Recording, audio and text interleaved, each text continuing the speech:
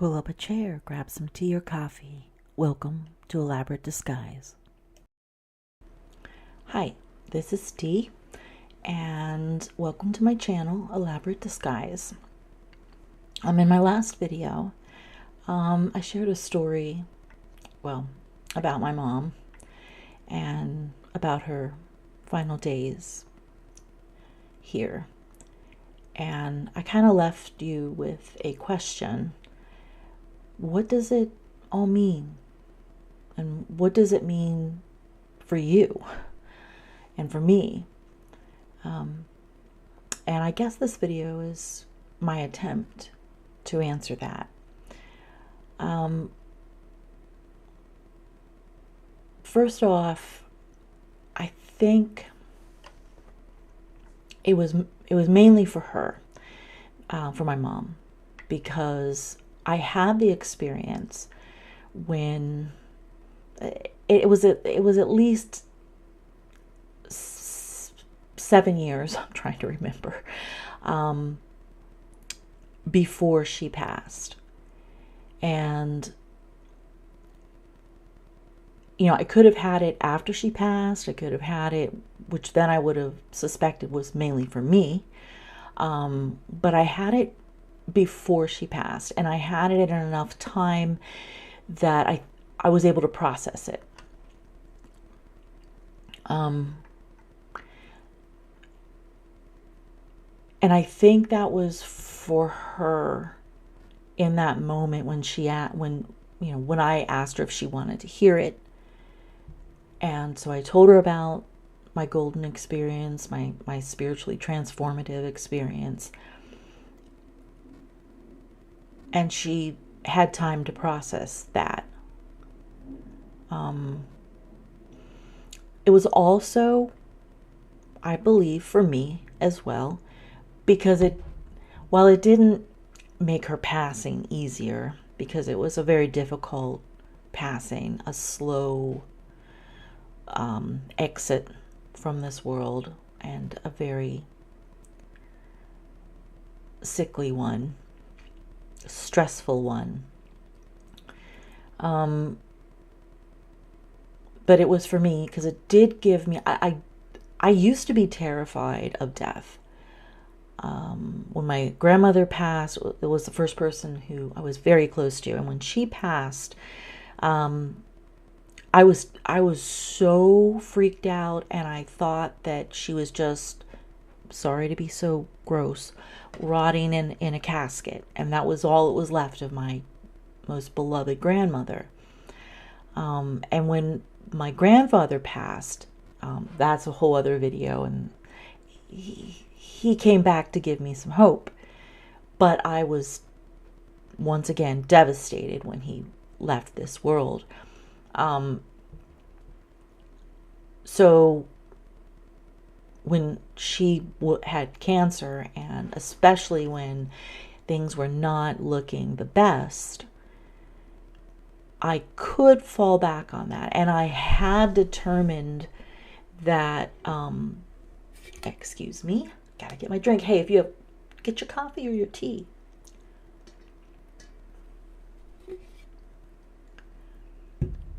I was confident that there's something that goes on, that what we are here is not all that we are. And so that was also for me, because the experience I had, because it did change my outlook. It made me, I'm not saying that I look forward to death. I don't want to leave my family and everything that I know. Always going into something slightly unknown is scary. I'm not going to lie to you. But it is different now. It's not like the boogeyman anymore. It's just more of this slightly unknown adventure. And, as far as, I also think, in a way, I'm still not 100% sure if I am supposed to share this. I've heard other like people who had NDEs, which this was not. It was a spiritually transformative experience. I've heard other people say they were told to share it. I wasn't told to share this. It's just been haunting me for 20 plus years. And as I've said in I think every other video, I so want to find somebody else who had a similar experience. And the closest that I have come are the NDE experiences. The worlds and the clarity that they have found when they left their body, I relate to that. I completely relate to that, because when I went out of my body, it was, as I've described, it was first kind of like I had a head cold. I was coherent and I was awake in my dream. However, it was as if my medicine started working and I was like, oh, I feel pretty good. Then again, when I looked at my hand and heard that voice, then it was a different dimension. It was a different, I've heard other people say this, and I also long ago had the same opinion about this body. This body, all of our bodies, this is my opinion, that's for this world. And they were crafted by God, source, whatever you prefer to call it. I believe in God. Created this maybe in conjunction with us and something that we came here to experience, learn. But they have limitations, and they're purposeful limitations. There are many other creatures on this earth that can see different spectrums of light, better at night, and so their bodies are crafted, for those experiences and for their needs. But our brains are sort of like a filter, that also are backed up by our eyes, our skin, our mouths, also are filters.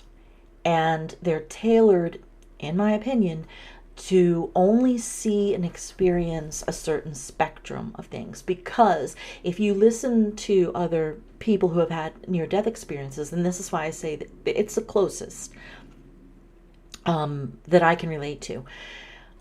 When I was out of body, it's as if all of those limitations, all of those filters were gone. Now, I didn't have the 360 degree ability to view, but it's a clarity, and I didn't see colors. I don't believe I was in heaven, or what people believe to be heaven, but I was in a realm that was our home. It was maybe the outskirts, let's say the suburbs of our true home, because that is what I felt. I felt I was home, and that happened when I heard that disembodied voice. So all of my filters from this earthly body were removed, and suddenly I was me again. And I could think clearly. I could move effortlessly. Oh, it's so beautiful to be able to move like that. Oh, it's just so beautiful. You think it, you're there. Thought, and again, I've heard people who have had near-death experiences say this: their thought created their world and moved them, and that's how it was for me. It was natural. I didn't think about it. And when I moved, it didn't shock me. Like, I wasn't like, oh, what's that? Again, I was home. This was who I was. And I did not remember anything about this earth. I didn't remember anything about this body, my husband, my cat that I had at the time, my problems, being overweight as I was at the time. Nothing. I was a golden ball or form of light energy. That's what I felt like. I was light energy. And I could move at the speed of light or faster. I don't know. I'm not a scientist, but I could move quickly. And it was just fantastic. So I think I was kind of on the outskirts. And who spoke to me? No idea. I didn't recognize, sorry about that. I made a weird popping sound with my mouth. I did not recognize the voice. It was a very androgynous.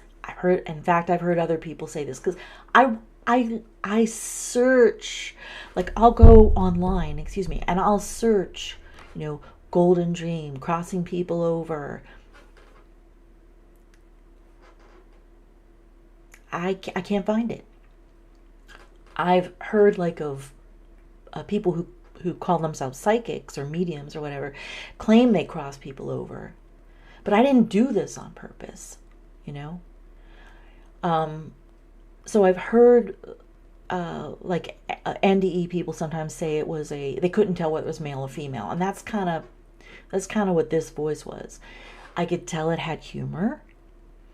I could tell it felt, I don't know whether I'm inserting this or not because I've had so many years to look back on it. It felt bigger than me. And I don't know what that means. I don't know whether I mean size or power, or it just felt bigger. I wouldn't say more important, just bigger. And definitely it felt like it was, this is going to sound wrong. It's going to sound harsh. And it was not a harsh being whatsoever, but like in command, like a parent, like somebody who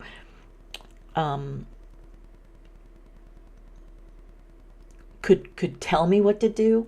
Like it said, stop admiring yourself, you have a job to do. And it was it was business, but it was kind of like a parent, if they hear their child say a bad word when they're like a baby, and you don't want the child to say that bad word, but you're not mad at them because it's kind of funny. You're like, oh, so it was kind of like that. It was trying to hide its humor because I needed to get back to work. And that was odd for me too. Work. That was my job. I don't remember interviewing for this position. Cool that it was my job, but I don't remember interviewing for it. And who did I help cross over? Didn't look familiar at the time. Didn't look familiar. I can't remember what she looked like clearly. Oh, excuse me. I hit my mic. Clearly like I once could. And I'm sad that I did not write that down. Again, it was shock. It was processing. It was not like, oh, this is something I want to write down and remember. I was like, what the heck was that? But I know she had white hair, sort of like I have now. I think it was pulled up like bun-like or pulled back. She looked, at the time it was in the 90s, I think, when it occurred, or early 2000s, excuse me. She didn't appear to be from the 2000s. Like, she seemed in her dress and manner that she may have been from a slightly older time, or maybe she just dressed that way. I don't know. She was definitely, her face was aged. But whether she had blue eyes, brown eyes, small nose, big nose, she was Caucasian.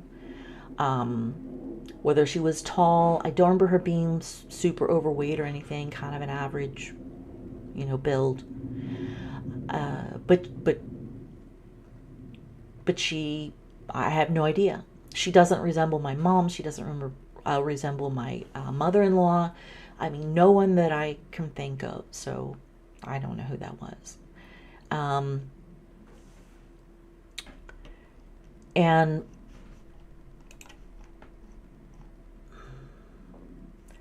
the part that has made this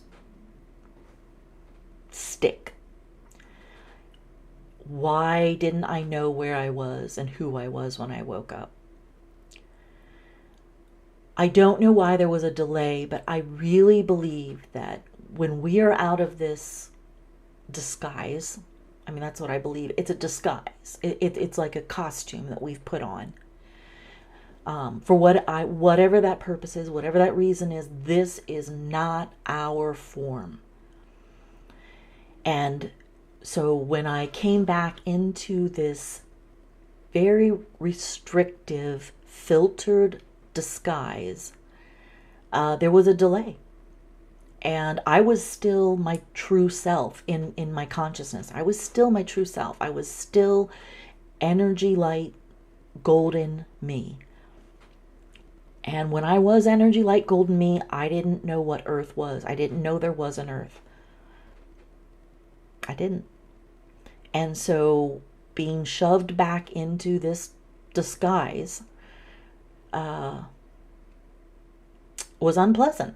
And it was confusing, and it did download. I mean, there's probably a better term for it.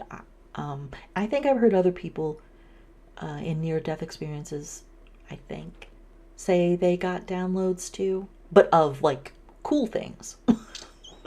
I just got a download of me. Anyway, so I don't know. I have to explore that. I would love for other people's opinions on that because, you know, I don't know. I do believe this was a peek behind this. Some people believe this is a holographic universe. Some people believe this is the Matrix, or that it's not real what we're in. I have no idea. But it was a peek behind this physical realm and into the world that I believe that we were born into, that we exist in, that God made us in. So anyway, that's my story, and I'm sticking to it, as my dad says. But thank you for being here in my crazy world. Have a great day, afternoon, evening, night, wherever you are. Take care. I hope to see you back here, and I will see you all soon. Bye.